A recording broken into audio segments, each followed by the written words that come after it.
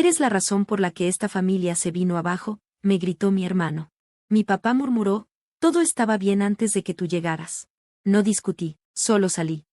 Esa mañana, apagué mi celular. Cuando lo volví a encender al mediodía, tenía 22 llamadas perdidas y un buzón de voz que lo cambió todo.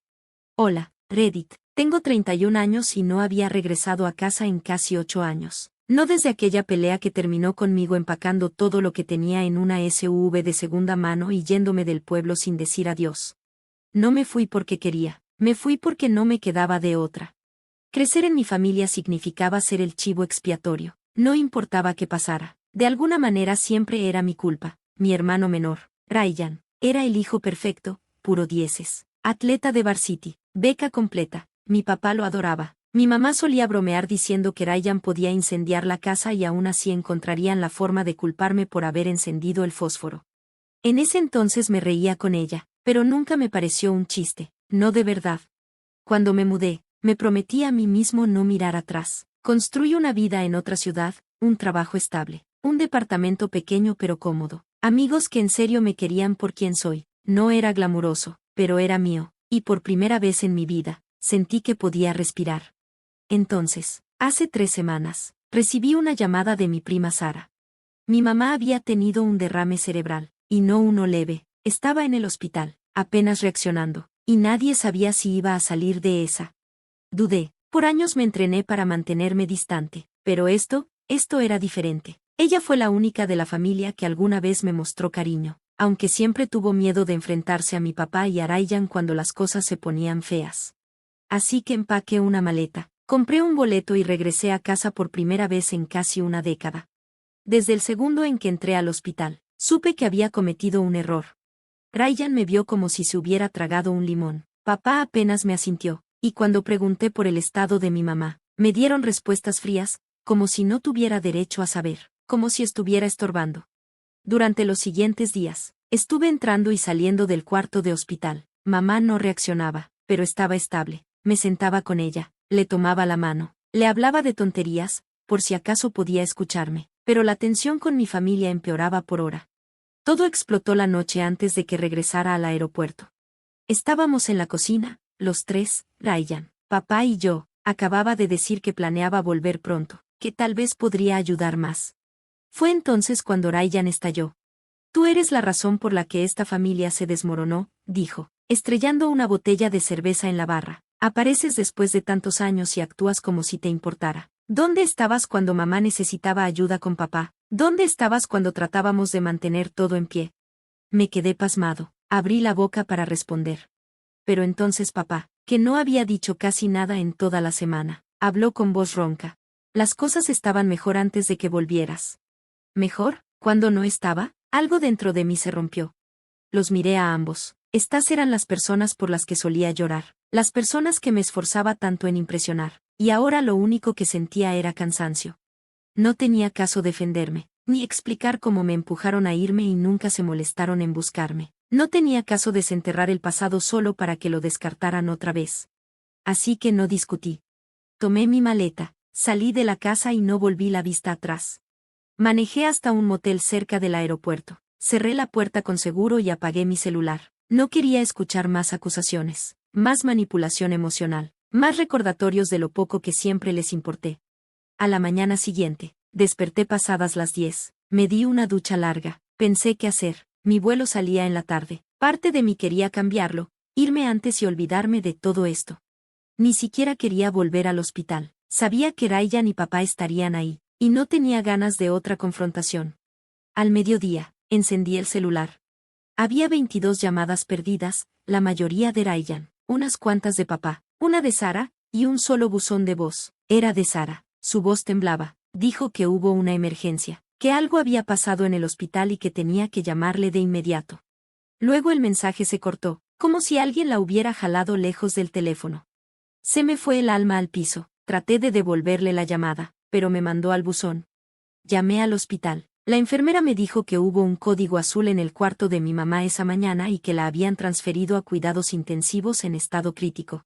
Se me helaron las manos. Me senté en la orilla de la cama del motel, viendo la pared, toda la rabia que había cargado. Todo el orgullo que me impedía rogar por una migaja de cariño de mi papá o de mi hermano, desapareció. Lo único que importaba en ese momento era que mi mamá, la única persona que alguna vez me miró con ternura, podía estar muriendo. Y yo no estaba ahí. No esa mañana, no para ella. Corrí al hospital con el corazón en la garganta. Cuando llegué, encontré a Sara fuera del área de cuidados intensivos, pálida y con los ojos hinchados. ¿Dónde estabas?, me preguntó. Te estuvieron llamando toda la mañana. Le dije que había apagado el celular, tratando de mantener la voz firme. No insistió, solo me llevó adentro. Mamá estaba en una cama rodeada de máquinas, tubos, monitores, pitidos que sonaban más fuertes de lo que realmente eran. Su pecho subía y bajaba lentamente, de forma mecánica. El doctor dijo que no sabían si volvería a despertar, que el derrame había empeorado y su cerebro estaba inflamado. Las siguientes 24 horas serían críticas. Me senté junto a ella, entumecido. Le tomé la mano otra vez, pero esta vez no dije nada. Después de un rato, vi a Ryan a través del cristal. No entró, solo se quedó parado ahí, con los brazos cruzados, como si no supiera si quería gritar o llorar. Luego papá se paró detrás de él. Y por un momento, los tres estábamos congelados en ese triángulo extraño de dolor, arrepentimiento y silencio. Ellos no entraron, yo no salí. Y por primera vez en años, entendí lo rotos que estábamos, no por una sola persona, no por mí, sino porque ninguno de nosotros supo cómo dejar de herir a los demás el tiempo suficiente para hablar. Esa noche, Sara me entregó algo. Era una carta. Me dijo, mamá la escribió hace una semana, antes del segundo derrame. Me pidió que te la diera si algo llegaba a pasar. La sostuve sin abrirla, con miedo a lo que pudiera decir, con miedo de que fuera un adiós. Y ahí estoy ahora, en la sala de espera del hospital, carta en mano, sin saber si estoy listo para leerla, pero sabiendo que tengo que hacerlo, porque lo que esté en ese sobre podría cambiarlo todo otra vez, o quizá explicar qué fue lo que realmente rompió a esta familia. Miré el sobre largo rato. El hospital ahora estaba en silencio, ese tipo de silencio que te envuelve y no te suelta. La luz de la sala de espera zumbaba suavemente. A lo lejos, una enfermera se reía en voz baja, y luego, otra vez, el silencio. Miré la carta otra vez. Mi nombre estaba escrito al frente con la letra familiar de mi mamá, ordenada y ladeada, como cuando hacía listas del súper o escribía tarjetas de cumpleaños. Finalmente la abrí, me temblaban las manos, no por miedo exactamente, sino por el peso de todo lo que había estado evitando. El papel estaba doblado 2 veces y olía levemente a lavanda, como los sobres perfumados que guardaba entre sus suéteres. Mi dulce niño. Si estás leyendo esto, algo pasó, y lamento tanto que así sea. Espero seguir aquí, espero poder mirarte a los ojos y decirte todo lo que nunca fui lo suficientemente valiente para decir, pero si no puedo, si ya no estoy, entonces mereces conocer la verdad, no la versión que te impusieron toda tu vida. Nunca te protegí como debía. Eras solo un niño cuando empecé a notar las grietas en tu papá, la forma en que ignoraba tus logros, cómo favorecía a Ryan. Al principio me decía que no era grave, que así era él, pero con los años, vi cómo te lastimaba, cómo te fue endureciendo.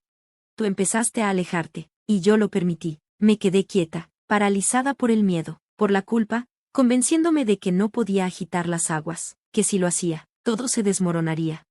Pero la verdad es que todo ya estaba roto. Tú solo fuiste el único lo suficientemente valiente para alejarte de los escombros.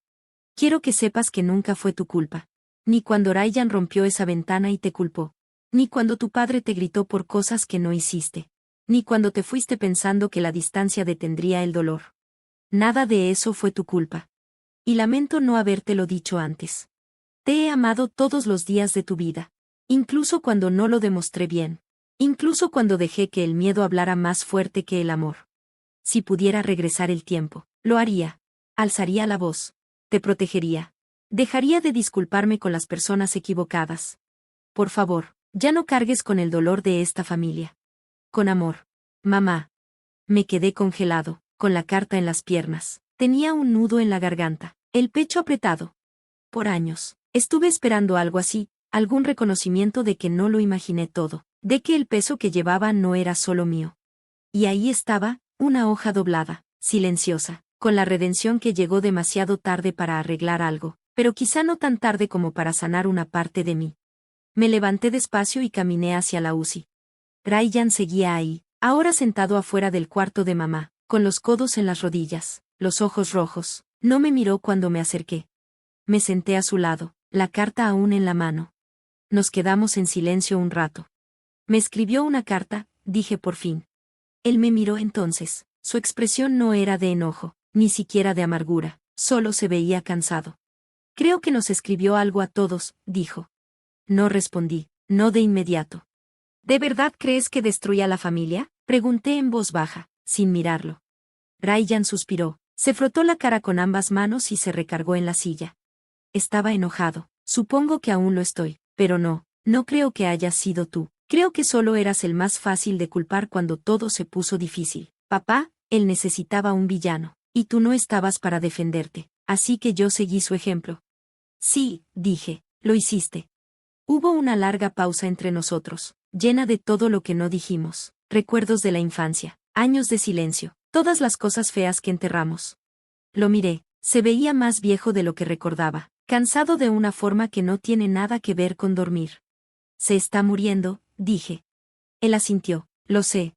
Quise gritar, llorar, pegarle a una pared. Pero en vez de eso, solo dije, no vamos a arreglar todo en un día, pero quizá podamos dejar de empeorarlo. Ryan no respondió, pero tampoco se fue.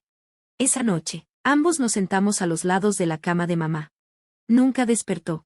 Falleció poco después de la medianoche. Tranquila, dijeron en voz baja, como el cierre de un libro tras el último capítulo. El funeral fue pequeño, solo familia y algunos amigos cercanos. Yo di el discurso, se me quebró la voz a la mitad, pero lo terminé.